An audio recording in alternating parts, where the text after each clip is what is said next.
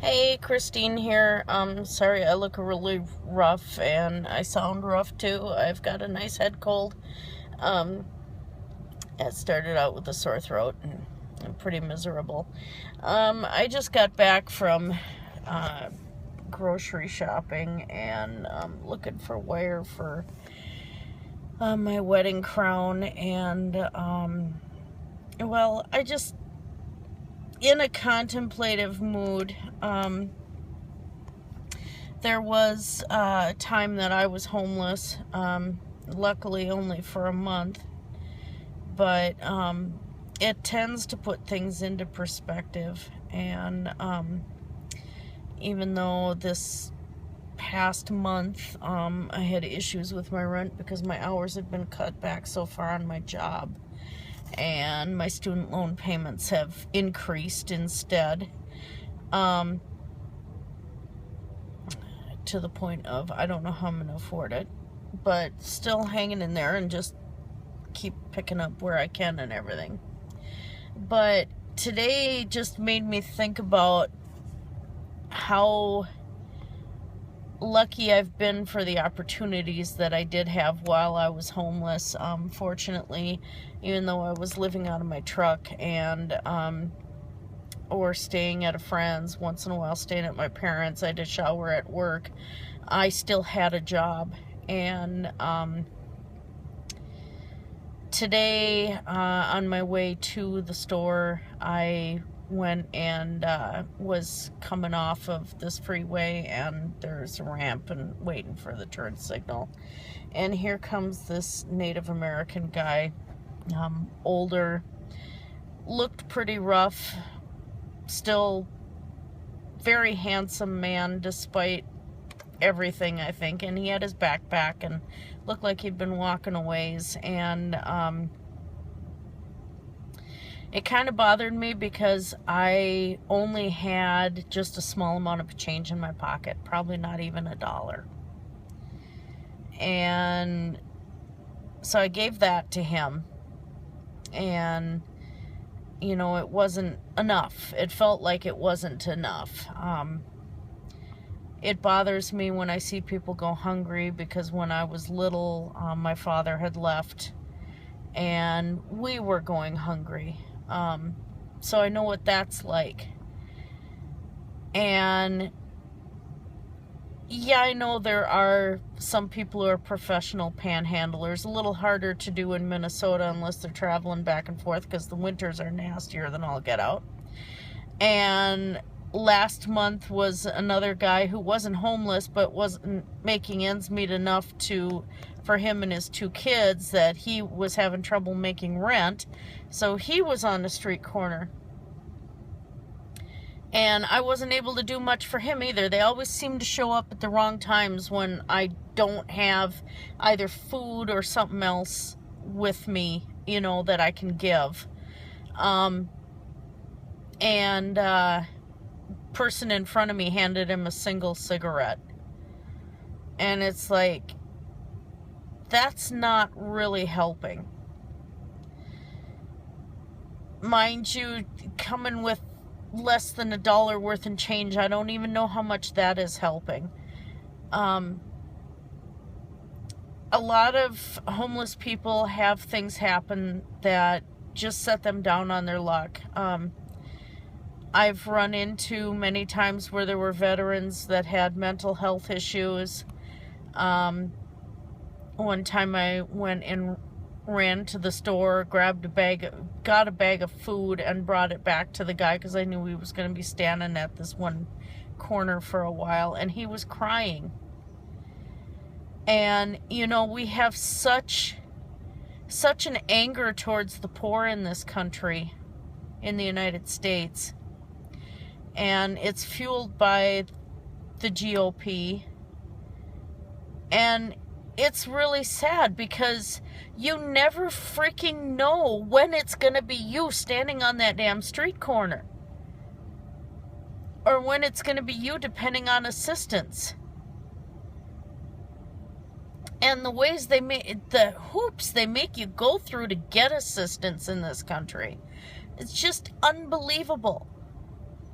You can't just get assistance for 3 months of food stamps or something like that while you're out of a job and pregnant and supposed to be on bed rest with doctor's orders. And oh no, this was the excuse I got way back when. Well, your husband makes too much money. He was making minimum wage at the time and a full-time college student. And like I said, I was on bed rest and no job and really, really rough pregnancy. And all I wanted was 3 months, because it's all that was left on the pregnancy was 3 months. I just wanted that. And they said he made too much money the year before. Since then, of course, food stamp funding has been cut. Assistance programs have been cut. What the hell are we doing? And most of the GOP claims to be Christian, and they're not even following the tenets of their own deity. Their Jesus said to take care of the poor. Honestly, I would have loved to have met the man. He'd have been a fantastic nurse.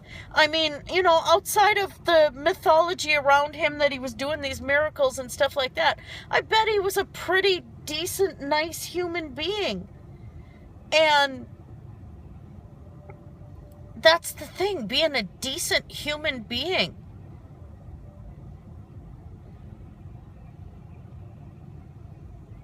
And we're blaming the poor for their situation. And yeah, some people do get themselves into their own situations. My homelessness was getting divorced. There wasn't much I could do about it. The only reason I got an apartment is because another nurse went and gave me a bunch of money for a down payment on an apartment so I wouldn't lose my kids. And I was really lucky,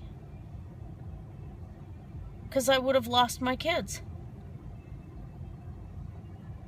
And he would have gotten the kids then at that point, because he was trying to say I was a bad parent because I was working 2 jobs and trying to hold everything together while he didn't work. And that was the basis of a bad parent, you know. But so the court treated me like I was a criminal. And I was very, very lucky. It took just a month and I had a place to stay. I slept on the floor for a while till somebody gave me a bed. But I was lucky, and you just never freaking know when it is going to be you. And that's the thing we've lost sight of in this country, and we need to keep that in mind. Not every homeless person, not every poor person is lazy. Many of them at poverty line are working 2 jobs, each person. And people make bad choices, and it kicks them in the butt later on in life.